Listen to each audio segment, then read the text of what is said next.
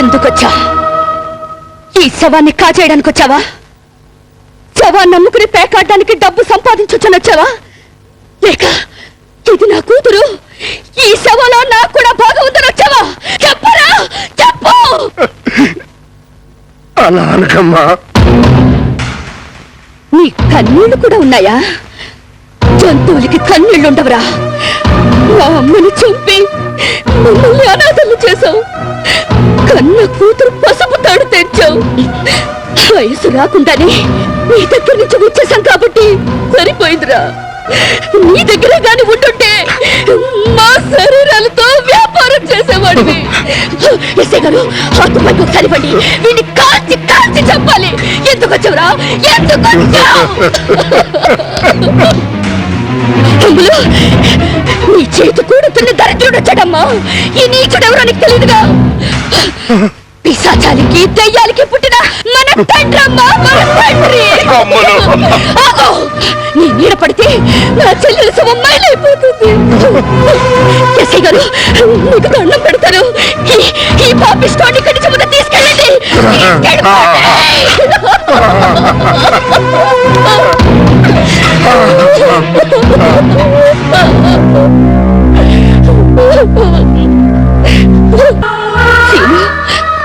బతికున్నప్పుడు దాన్ని భర్తను చూపించలేకపోయావు.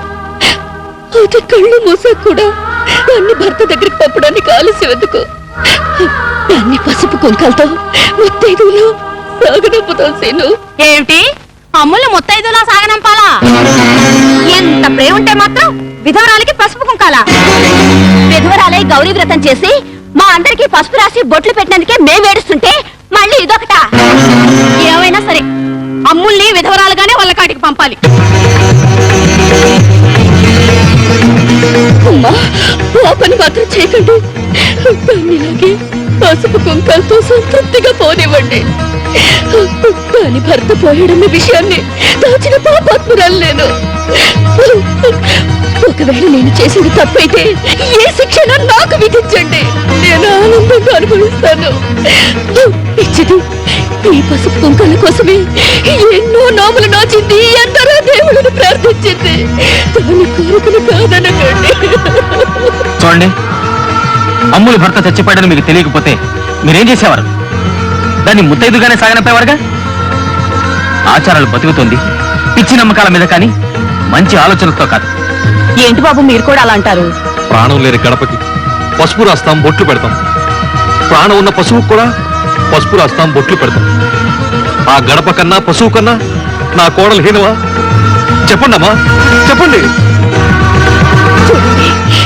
మీ అందరికీ చేతులకి నమస్కరిస్తున్నాను. ఇప్పుడు నా చెల్లెలకి తాళి తెంపి గాజులు పగలగొట్టి విధవరాలు చేయడం న్యాయమా, మానవత్వమా? చెప్పండి. మనిషికి జన్మనిచ్చేది ఆడది. మంచితనానికి కూడా జన్మనివ్వాలి. మిమ్మల్ని కొంగు చాచి పిచ్చి అడుగుతున్నాను. కావాలంటే నా పసుపు కుంకాల్ని, నా ఐదో తనాన్ని నా చెల్లెలకి ఇస్తాను. నేను బ్రతికినంత కాలం విధవరాలుగా బ్రతుకుతాను.